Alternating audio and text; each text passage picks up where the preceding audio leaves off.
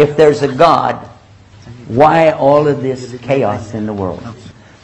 Tornadoes, earthquakes, they have increased in intensity just like Prophet Muhammad ﷺ said they would.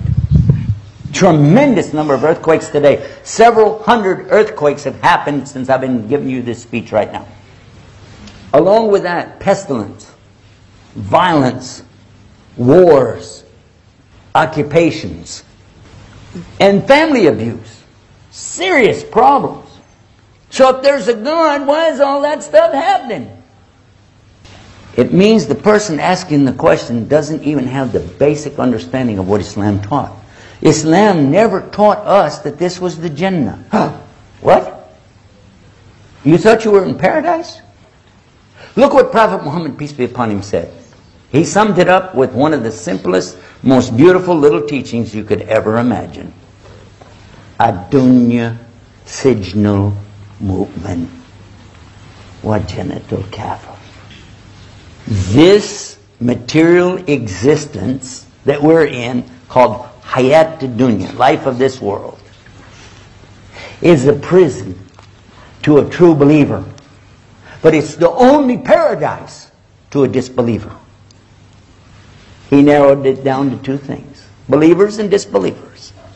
We know as believers that this is the hardest thing we're going to go through. Because when this is over, that's it. It's done. You're not going to be put in any more tests. But you start seeing the results of the tests. You know how that goes. But for the disbeliever, this is their paradise. And that's why they want so desperately to build the big things here. And the fancy cars, the beautiful homes, the best of clothes. You know what I'm saying? You know, strut your stuff, baby. Oh, hey, this is what they're looking for. Two people will be brought on the Day of Judgment. One of them, he had everything he asked for in this life. Even to the extent when he was dying, he wanted a feast set before him, and he got it. The other person, he didn't get anything he asked for. Even to the extent when he was about to die, all he asked for was just a drink of water. And he didn't even get that.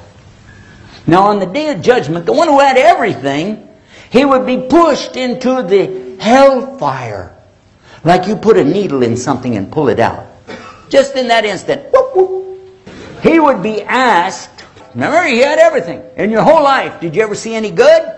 He'd say, well, Lord, in my whole life, I never saw anything good. It wiped it all out. The other man that had nothing, suffered in this life, would be put into paradise. Like you put a pin in something and pull it out.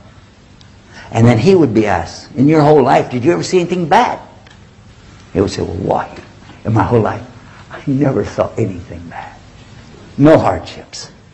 So why this guy who had everything has to go to hell, and why the other guy goes to paradise?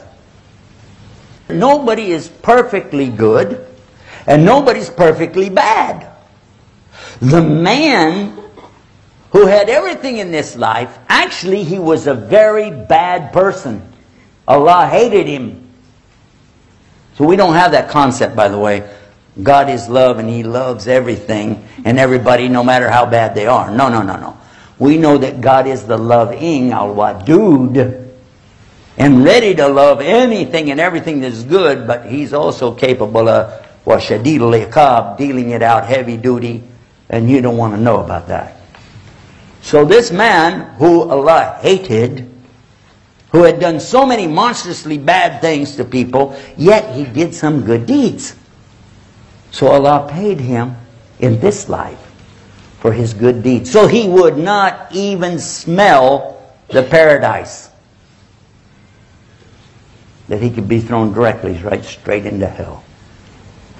The other man, this gentleman, actually was very good.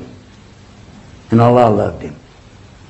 But he did some bad things. He made some mistakes. But because Allah doesn't want him to even smell the hellfire, not even for a nanosecond, so Allah let him have his punishment here in this dunya so that he could go straight into the paradise. Stop and think about it. Doesn't that make sense? Doesn't there really need to be a day of judgment?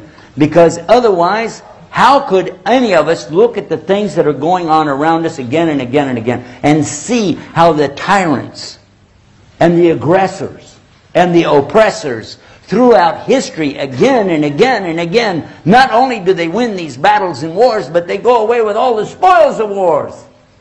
Well, the really good people, the honest, kind, giving, generous, charity-giving people are suffering, literally starving to death. But that's because this is a dunya.